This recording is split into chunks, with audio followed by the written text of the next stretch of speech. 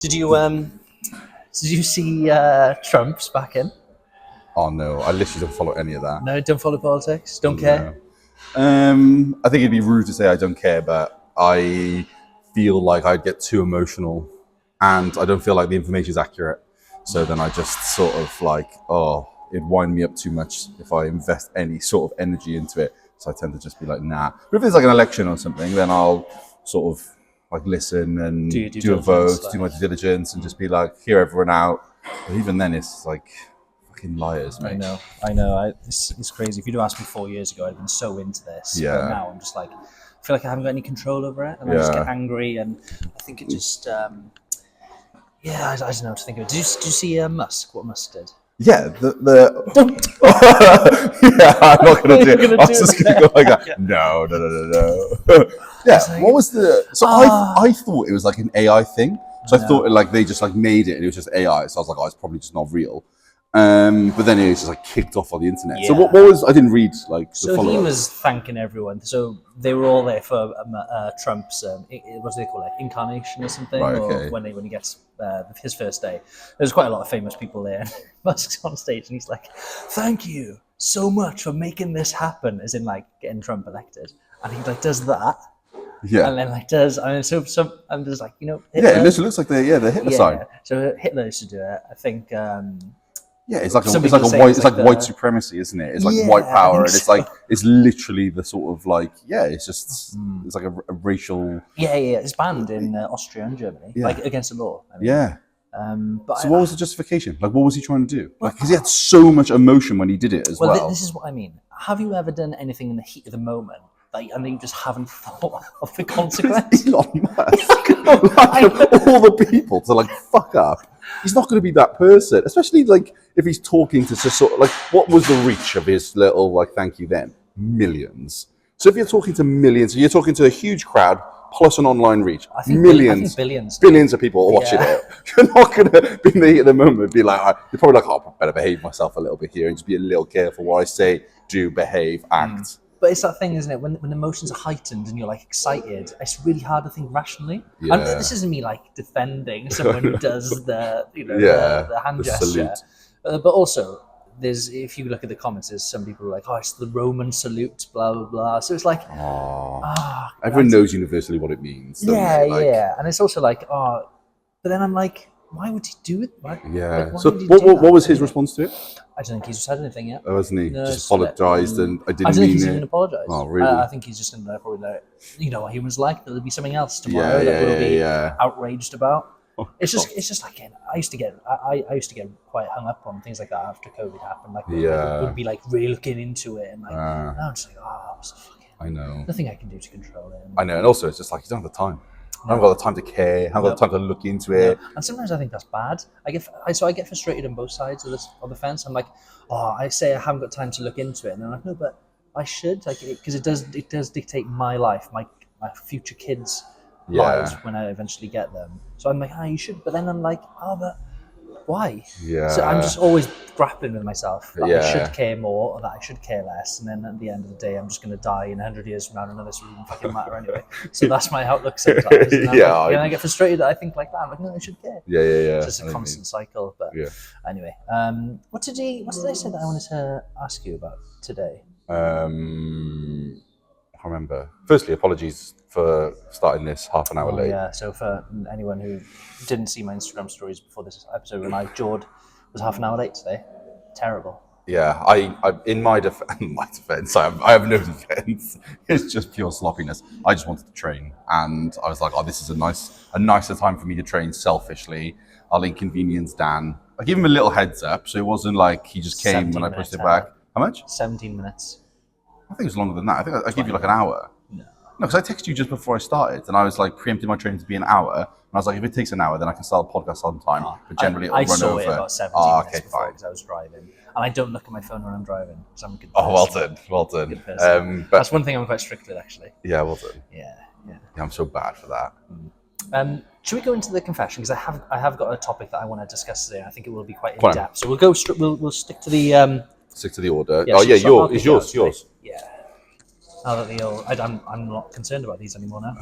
Now that my shambles of I'm concerned of how sort of uninteresting my confession is.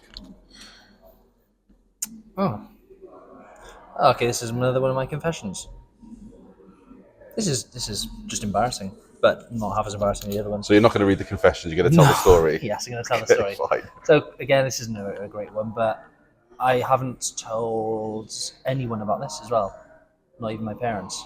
But when I was 17, did you used to go out to town? What, clubbing? Clubbing on like someone else's fake ID? Oh yeah. It's normal, I used a isn't guy that looks literally nothing like me. Yeah, how it went on, how I got away with it is beyond. I know. It's pretty cool. I mean, they were the best days. Clubbing then. I think I did all my clubbing pre-18. I think I did most of it. Yeah, as well. and then as soon as I turned 18, and it was like I was allowed, I used my own ID. I think I did it for like a couple of months, and I was like, oh. Because you didn't drink as well, did you?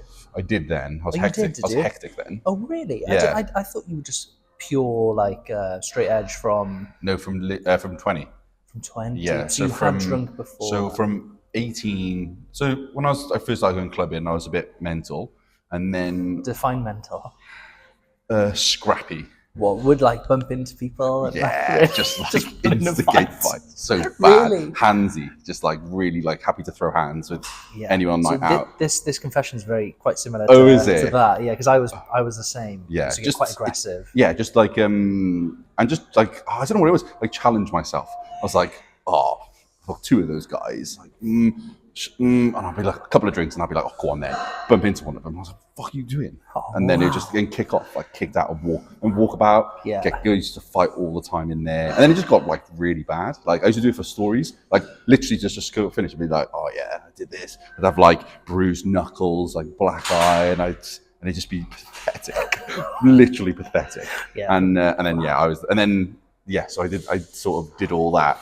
And then it got like worse and worse and worse. So like I had one encounter where it was like, this is quite a serious incident. It was like quite a bad fight basically. And I just shit myself. And I was like, I can't continue like this. Gosh. And then I was just like, I don't really like drinking.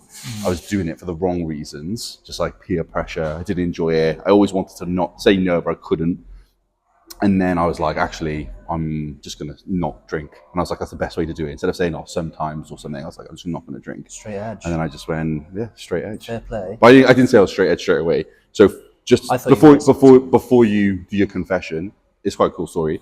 So I did all that sort of stuff, was constantly fighting, like, not fist fighting like to resist drinking, but always got put into it, as you do when you're in your late teens. And it got to the point where I was like, actually, I can say no. And the only reason I could say no is because of the straight edge culture. And for context, straight edge is like this sort of like hardcore movement, like hardcore music movement. And their music is very much like no drinking, no smoking, no recreational drugs or no drugs.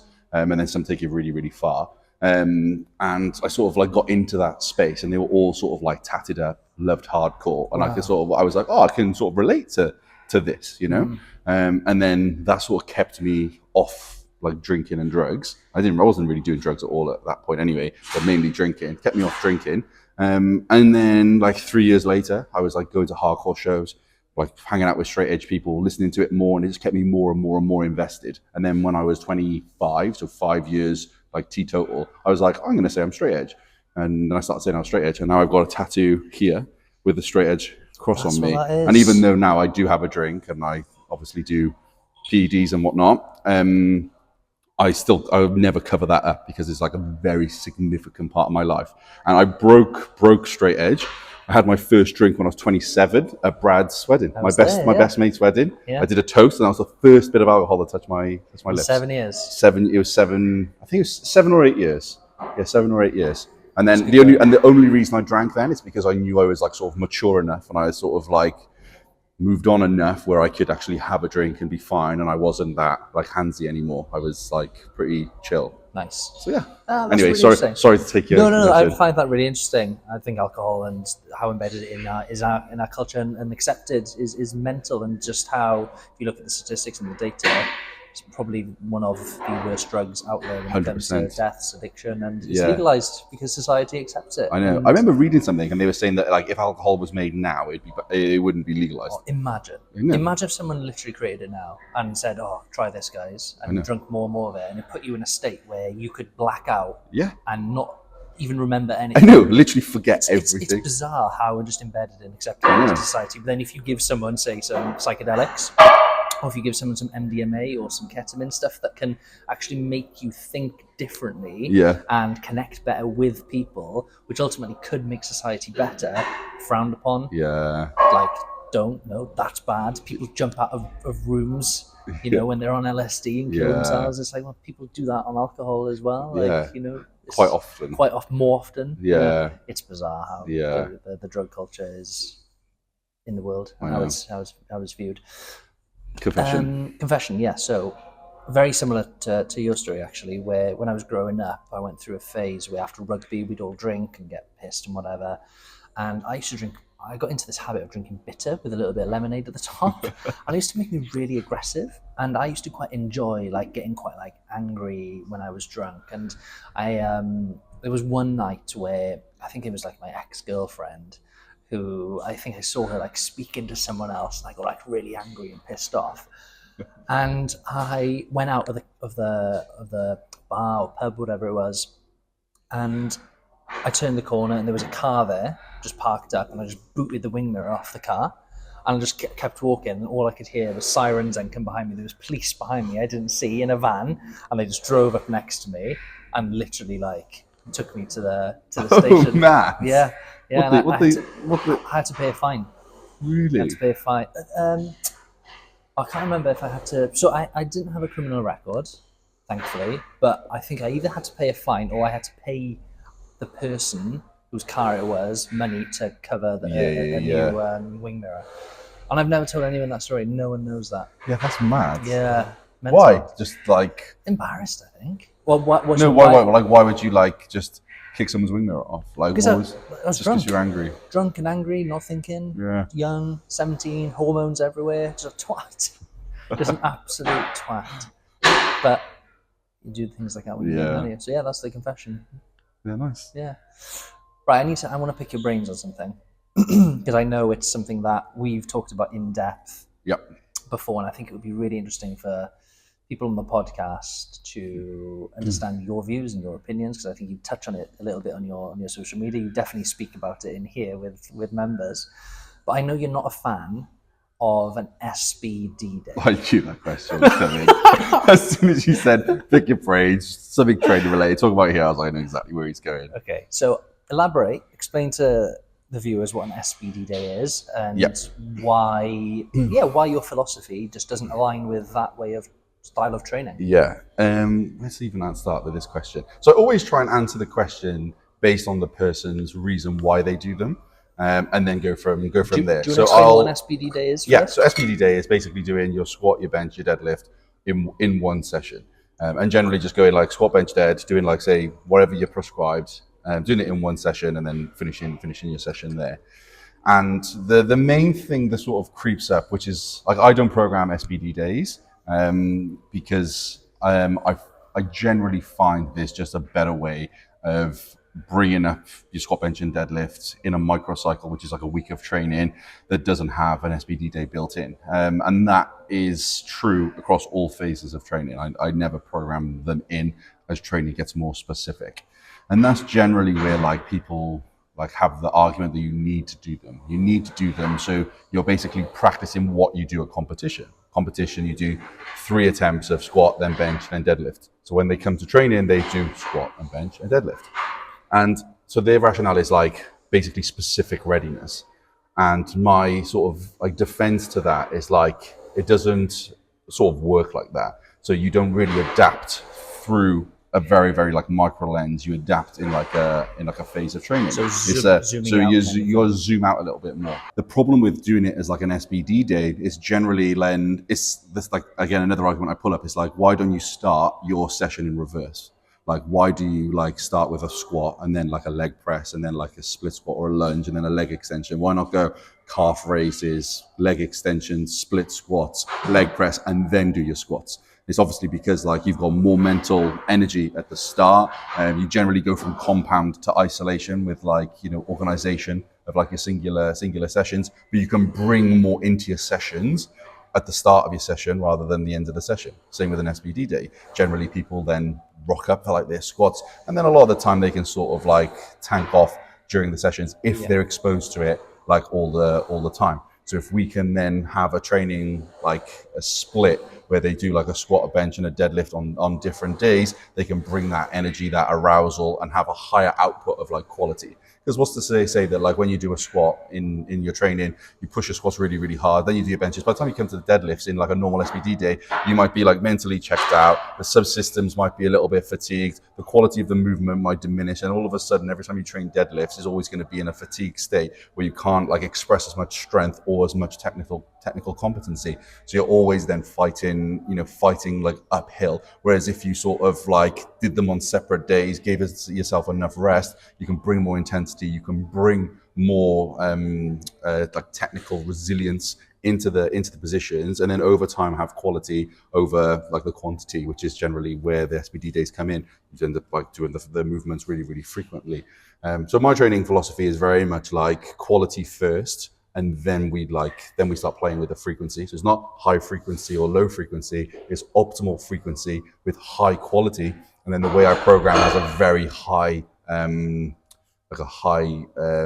amount of accessory based movements, because I like to build general strength in the subsystems being hips, torso, and upper back and shoulders. I like to build a lot of like general strength in those subsystems and then have it talk to the main movements. And so because I program a lot of like accessory based movements and have a lot of like specific application in those movements, it means that then I need to do less exposure of squat, bench, and deadlift, higher exposure of accessories, and then that gives me like the quality over time. If I started programming SBD days, it means I have to do less accessories, and I don't think that's conducive to actually bringing up the strength in the subsystems.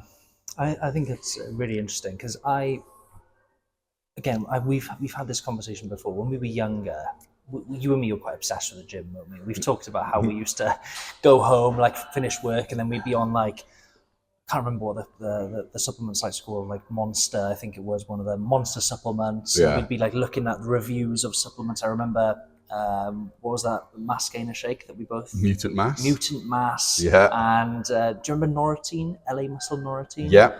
Like 100%. £80 for a fucking testosterone booster that did nothing. Basically. 100%, like all like the Maxi Muscles. Remember Maxi Muscles Cyclone, I think it was? Cyclone, I bought so much of that when I was younger. And I just remember like people saying like, oh, like, you know, you've got a bit bigger on the shakes, are you? Yeah. Like nothing about like food or training or just training harder. Yeah. It's just like you're on the shakes. Power shakes, I used to call them when I was younger. Yeah, it's my dad would be mad. like, before rugby, I'll make sure you have a power shake. Yeah. It's fucking and it's like, and then but because people were talking like that, you were like, oh yeah, this is the reason why I'm getting big, because of all these supplements. I should research it like daily. And I just have this stack of stuff. I save up all my money. I have a couple of £100, and I'd be like, right, I'm going to buy a pre-workout, intra-workout, post-workout, BCAAs, ZMA. I'd have like this supplement bundle. I'd be like, oh my God. I know, it's ridiculous. So where I was going with that was, we talked about when we were younger, being obsessed with it. I was training twice a day sometimes. Yeah. Do you think that when you are younger, because when I come in here, I do see people doing SPD days, but generally they are like 23 and younger, I'd guess. I very rarely see that an older person doing it. And when I say older, probably someone from like 30 plus onwards. Yeah. So do you think that it is just a younger generation thing where they have got that excitement? So when I think back to when I was training, I used to have that so much excitement that I just want to experiment with stuff. Yeah. I'd get excited, like, I want to try this out, see what it gets me. But do you think you have to go through that learning process of doing stupid shit until you get to then the part where you're like, okay, maybe that stuff's fun and exciting when I'm young, when I can recover better. I've got no stresses in my life. The only stress I have to think about is fucking what I'm wearing out on the weekend when I'm going out. So do you think that as you get older, you just fall into a more, I guess, sustainable and sensible plan, or do you see older people do it as well? So I think there's two answers to that. I hope I remember it. I hope I remember the second one. But basically, the first one is a culture thing. I literally wrote an article for British Strength magazine last week, and it was basically around about considerations and the differences between like tested and untested lifting. how they sort of like lift, like technically and stuff. And as I was like thinking about it and writing this article, like, and I've spoken to Thomas about this as well. There's like the way that certain people move, and there's so many. Like the articles are like really good. Like I've encouraged people to subscribe to British Strength magazine. He'll love this plug, and read the article because I've really enjoyed writing it. But there's other things, you know, like PEDs can increase neural tone. People can get tighter. When they're tighter, you sort of have this. You get buffered by like called proximal stability, so like you can't move as much, so then that can change how people move potentially. The bars and stuff, there are different between like tested and untested. Deadlift bars, they flex more, which can potentially like change the technique of someone, how they move, and there's loads of this nuance to it. But the main thing is just like the culture. So when you were saying about like the age group, like, you know, these youngsters coming in and doing like SBD days, it's because of the sort of the culture of their lifting and what they're watching and exposed to is basically like IPF kids lifting, like juniors, because that's what these guys are, so they can relate. And these juniors are doing high frequency training, lots of SBD days and stuff. So then they just copy them. And then there's this like culture then, and then there's like a culture and confirmation bias within this echo chamber of just like, this is it. And anything outside of that doesn't exist. Mm-hmm. So then they just constantly just see the same stuff all the time. So that's all they know. So then they just get exposed to it. So when I speak to these guys and they're like, why are you not benching today? I was just like, oh yeah, I only bench once a week. And they're like, the fuck? I bench 8 days a week. Do you know what I mean? And I'm like, oh yeah, I don't need to bench 8 days a week. And I was like, oh, I do seated dumbbell overhead press. That's like my secondary bench day. And they're like, this guy doesn't have a clue what he's on about. Do you know what I mean? And it's because they're not exposed to that. So I feel like it's a mixture of culture, echo chamber, and then like an age group exposure thing. The second part of what I was going to say, I knew I was going to forget it when you were asking me about age groups. Training comes in cycles. So like, do you know Shaco and like the Smolov like programming? Smolov Junior and stuff. I've heard of Smolov, and I've got a funny story. I'll just touch on it quickly. Okay. There's a guy, right, used to come to me and be like, I'm doing a Smolov's bench press thing. Bear in mind, Smolov's, what is he, Russian or something? Absolute unit, you know, taking lots of gear. Yeah. And there was this guy who'd come up to me in the gym, you know, literally, you'd see him for 8 weeks training hard and you wouldn't see him for the rest of the year. And you just repeat that cycle. And he would come in, I'm doing Smolov's bench press thing. I want a big bench. Amazing.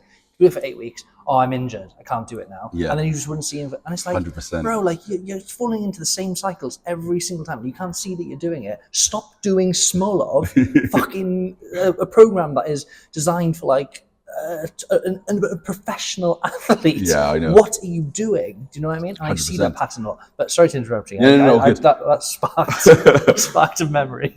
So like the Shaco series, he's got like, you know, loads of these programs based on experience level and stuff, and then the Smolov stuff. It's like really high frequency, like to the point where they'll do like squat, bench, squat, or they'll be like bench, deadlift, bench, and then some kind of accessories and stuff. In the same day? Yeah, like really like high frequency stuff.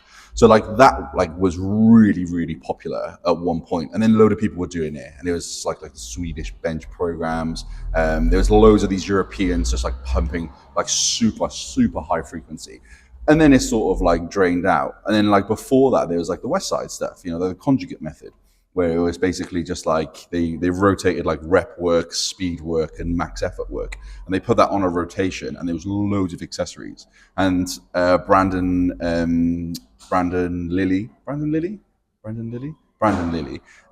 He had the cube method, super high like accessory work. Then you had like the JTS stuff, Juggernaut Training Systems, Chad Wedley-Smith. He started to go more scientific approach, which then blended a bit of like higher frequency for more inexperienced lifters, lower frequency then for higher experienced lifters, which is pretty much sort of the main inspiration that I got with programming. And then it just like cycled out. So then like all the high frequency has come back in now with all these SBD days. And I feel like it's starting to cycle back out of that, and people are doing lower frequency back in the accessories. And then before you know it, it'll spin back around and people will be doing squatting 3-4 times a week again. Yep. So I feel like training constantly goes in these like cycles. I've been powerlifting for just like about a decade, and I've seen it in this sort of like its third cycle now already. So I feel like, you know, when you say like the older guys not doing it, it's probably because they got exposed to it when it was in a cycle of like West Side, and they end up like chucking some bands on, or they'll just go like really fucking heavy, and then they'll do some speed stuff or some volume stuff and sort of run this like DUP type of training in like a week, and then you'll have a culture that's come, or a group of people that have come into the sport when it was like out of that, and they do something different. So I feel like it's like a lot of it is like, there's a guy that came in here, American guy, he's just like visiting, and older fella, and he was just like, oh, where can I put bands on my deadlift? And I was like, oh, you can do some banded deadlifts, or you can do it like this. And he's like, all right, okay, I normally use it with like these pegs and stuff. Dude's deadlift was like 120 kilos. And I was just like, you really don't need bands. You're like, Yeah, add more fucking weight to the bar, mate. yeah, just you're not that strong, mate. Yeah. Bands is not going to be the thing that makes you go from 120 to 130. Just need to do some training. And it's just because he's just like exposed to that, exposed to the Bullshit. training in that world, you know. Yeah.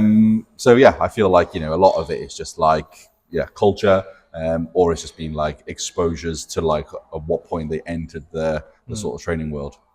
But like, you know, so that's like the sort of powerlifting world. But to ask you a question off the back of that, like I do program SBD days, but like SBD is like my bread and butter when I program. I like, you know, dissect those movements really, really deep and have a high level of like, you know, technical competency for the lifters and a lot of like technical input. But then you'll do posts on yours where you're like, don't squat, bench, and deadlift if you're skinny fat. So I program SBD all the time, regardless if someone's gen pop powerlifters or not, because I can coach it well, and it's my bias. I build programming off of that. Wow, and you train powerlifters? And I train. It'd be fucking stupid if you didn't. Imagine giving people a leg press and mate, you've got comp in 3 weeks. Yeah, squat. No squat, mate. Ridiculous specificity. Yeah, exactly. Yeah. So then why would you say, like, especially deadlifts, you say a lot like don't deadlift if you're skinny fat. So why would you have that sort of mindset? Yeah, so again, it goes back to like, if you look at the psyche of a skinny fat man,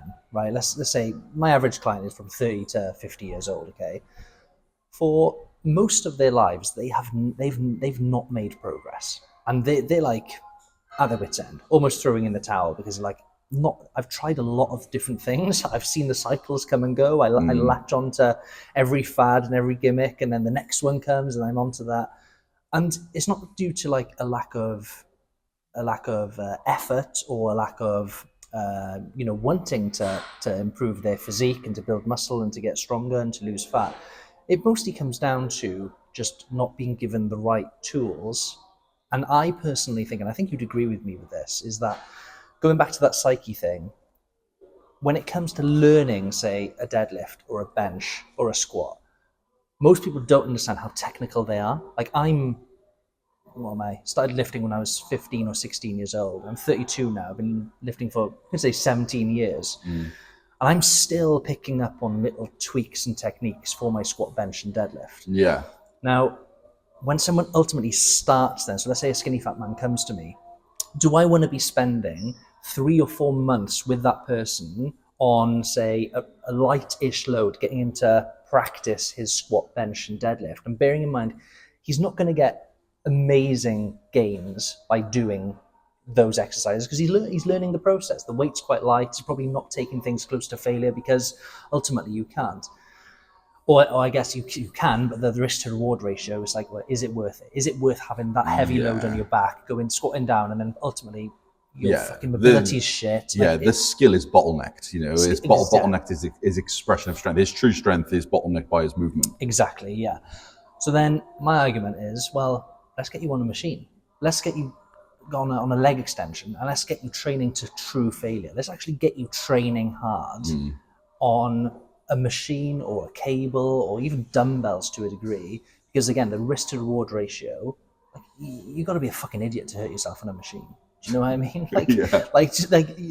You can absolutely hammer yourself with the chest, but as long as you know some cues, you're going to be able to really push yourself and build muscle a lot faster than squat, bench, and deadlift. Now, I'll preface this by saying I'm a huge fan of squat, benching, and deadlifting. I guess I can call myself a powerlifter. You are now. Powerlifting comp, yeah. So I really enjoy squatting, bench, and deadlifting. But the ultimate goal is, let's build a foundation of strength first. Let's get you understanding what training hard actually feels and looks like. Let's improve your motor control so you've got some idea on how to lift with half decent technique. When that foundation is built, let's get you squatting, bench, and deadlifting, because they're fun. Yeah. You know? And that's a nice linear progression. And then they can be like, okay, it's something for me to work towards, because, like I said, they are really technical lifts. And if you walk into any commercial gym, I've worked in commercial rooms for the best part of 5 years when I first started, and you walk into the gyms and it's a fucking car crash some of the times. That's no disrespect to these people who are, because they're training. I admire people for, you know, turning up to the gym, but you look at them and you think, fuck me, man, like you're going to hurt yourself and you're not getting the most out of this time that you're spending in the gym. Let's maximize it, get you on the machines, get you training hard.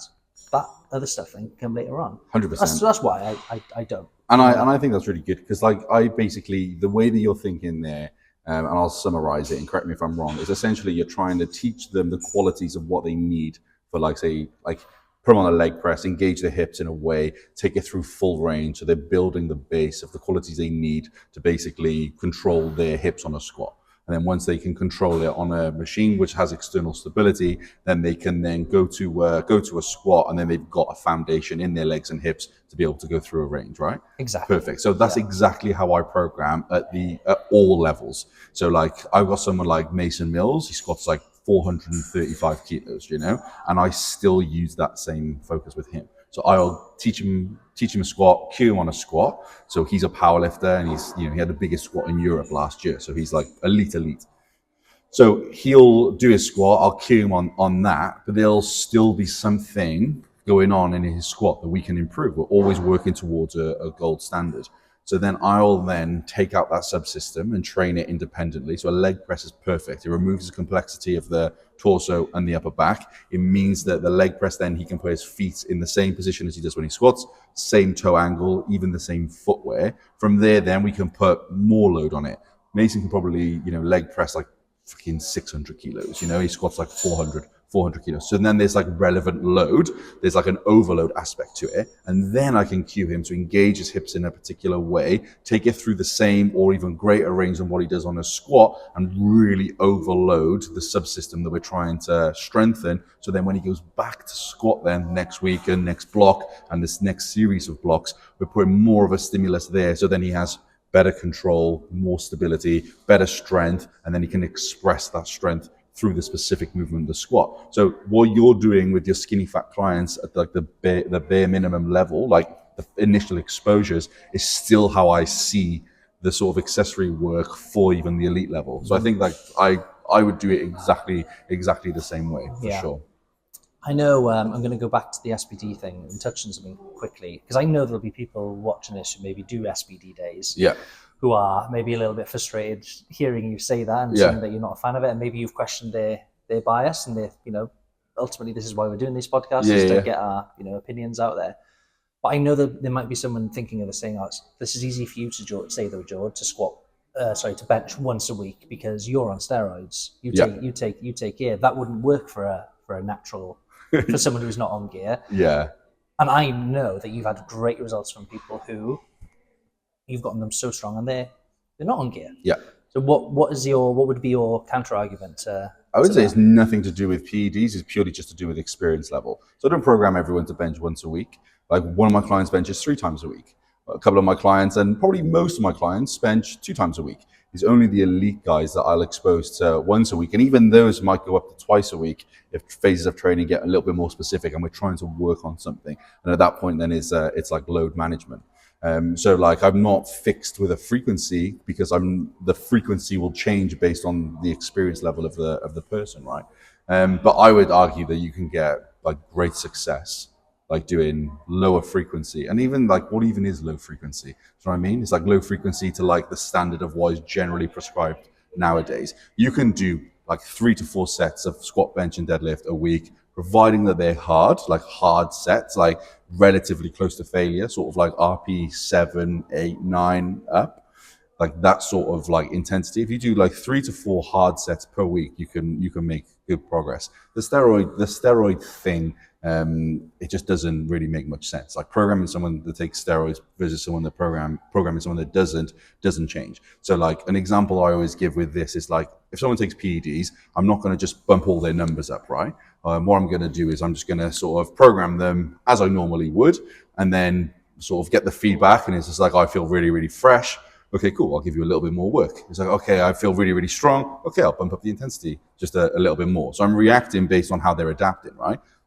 That's exactly how I do with a natural person. Mm-hmm. And then they're like, oh yeah, but the rate of progress for someone that takes steroids is much greater than a natural person. It's like, what about newbie gains? Like, what do you do with someone that's new? It's progressing rapidly. What do you do with someone that's been sort of injured and then they're feeling good again and now they're getting their momentum back in their training? You do the exact same thing. You sort of see what's in front of you, you see how they're moving, you're making a judgment call based on how they're moving. The bar's moving quickly, the technique is holding up really, really well, they're feeling really, really fresh. Great. Let's dose it a little bit more. Let's put a little bit more intensity, volume into it. Maybe even add another a day of the movement if you want. If you feel that's a good decision. So it's basically like the drugs is irrelevant. You're basically just assessing the individual in front of you, and then you're creating a programming outcome based on how they're adapting through it. Steroids help for sure. Like they help accelerate the progress, but it doesn't work how people think. It doesn't just create huge linear like gains. It creates a boost whilst they take the stuff, and then the progress over time is quite the same. Yeah, interesting. How are you doing for time? Was it 2 o'clock? You said. Yeah, 10 minutes. Yeah, 10 minutes is fine. Cool. So let's say there's someone watching this now who has heard what we've both said. We've spoke about what I'm going to say now in depth so many times. Where let's say someone's watching this, they've tried SBD days, they've tried loads of different programs that they found online, 5x5, German volume training, Flush. Smolov. Yeah, they've tried all of that stuff, and they feel like they should be getting more from the effort that they're putting in terms of building muscle. What would be your advice to them? And I want you to talk about principles here. Remember, we always talk about principles. Yeah. It's hard to just sort of answer it broadly. But if we'll create like a hypothetical situation, so someone that says all that sort of stuff to me and they're like not making progress, it's like people that like program hop around won't, because they won't give themselves enough time to adapt. So if someone's like constantly program hopping, so how long do you need then? How long would you say someone needs to stick to a program to see results? They need to stick to a training method for at least like a year. You know, like again, I'm very biased on macro views, but a year's not long. Like it's really, really not long. Like if you think of like how I personally program, I program in like sort of 5-week blocks, 4 weeks up and then a deload. That's exactly what I do. Yeah. So like that's how I program. So 5 weeks long is 10 blocks of training. 10 blocks of training is not that much, you know. And then if someone's peaking twice a year, peaking phase of training doesn't make you bigger or stronger, doesn't contribute to like strength or size adaptations when you're at those intensities, because there's not enough volume and the intensity is too high. So you can remove 2 blocks of training from that then, so then it's 8 blocks of training, you know. So 8 blocks of training to contribute to getting you bigger and stronger. It's really not that much. So I'd say like the person's ability to stick to a program and the program could be pretty shit, right? Yeah, exactly. Yeah. Like just a program, just stick to it and do it for a period of time and put some effort into it. Like ultimately, like you know, like I don't personally like SBD days, but I wouldn't say to someone like they're really, really shit and you shouldn't be doing them, because if someone's really bought in and they love doing SBD, like Saturday mornings down here, loads of guys do SBD days, and they come in here and they're probably some of the most motivated members I have. And they put so much effort into those SBD days because they absolutely love it. They put their singlet on, they feel like a powerlifter, they feel like they're really into their sessions. They put so much effort into it.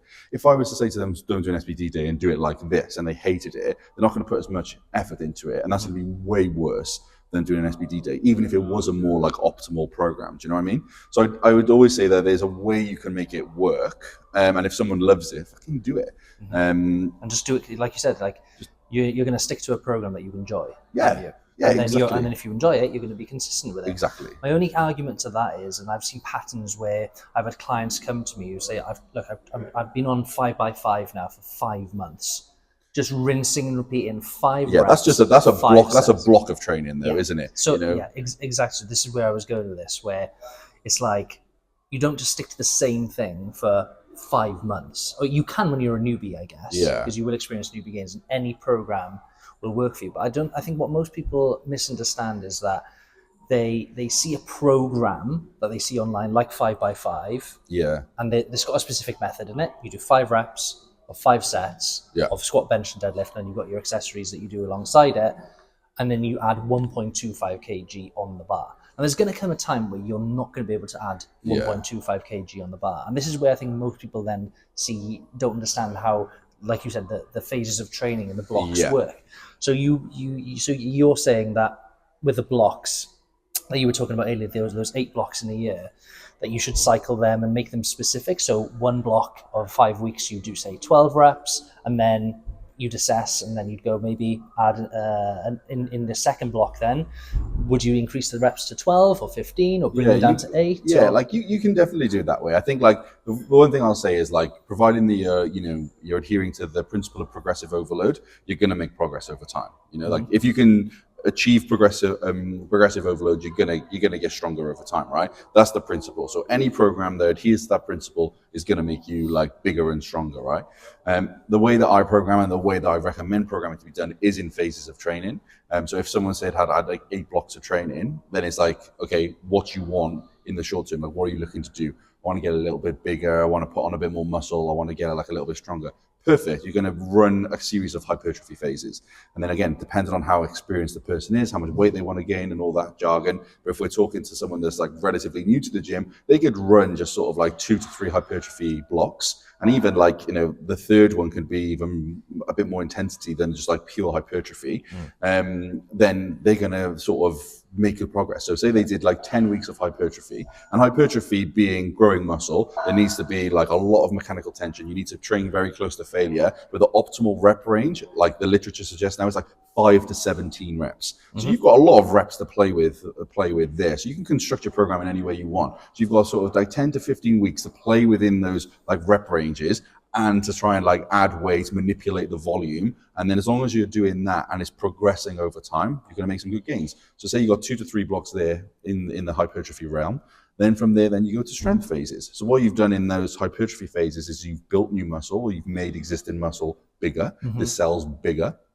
So then you're like, got to do something with that muscle. You want to make it stronger. So then you go through a series of strength blocks and then this new big muscle that you've built, you're now training it to be strong, contract harder, move heavier weight. We're in a series of strength blocks. From there, then, if you're a powerlifter, it's like, cool, I've got this new muscle that I've made bigger and stronger. What am I going to do with it? Well, I want to express some strength. I want to showcase all this like new, big, strong muscle that I've built. So I'm going to express it specifically into a low bar squat, sumo deadlift, and a pulse bench press. So cool, let's run a series of more specific blocks where we do top sets and back downs, where you can really express your strength and build a little bit more in the background. Once you've done that, that could literally be close to a calendar year.